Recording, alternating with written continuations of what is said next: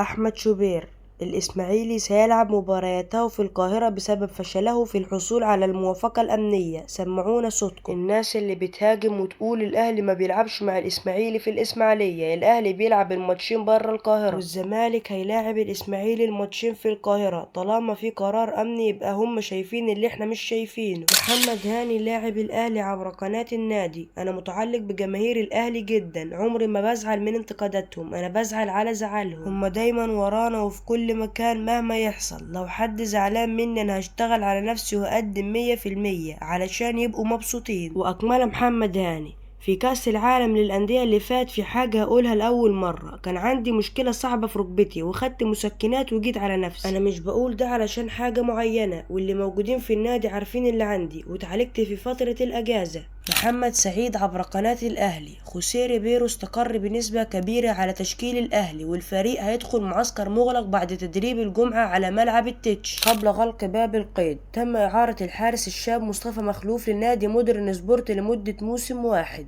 الاتحاد يفتقد محمود علاء: تلقى الاتحاد السكندري ضربة موجعة قبل المواجهة المرتقبة أمام المصري البورسعيدي المقررة مساء غدا الجمعة ضمن الجولة الأولى من منافسات الدوري المصري الممتاز. وأعلن أحمد سامي المدير الفني للاتحاد السكندري قائمة الفريق لخوض اللقاء، والتي شهدت غياب المدافع المخضرم محمود علاء بسبب الإصابة.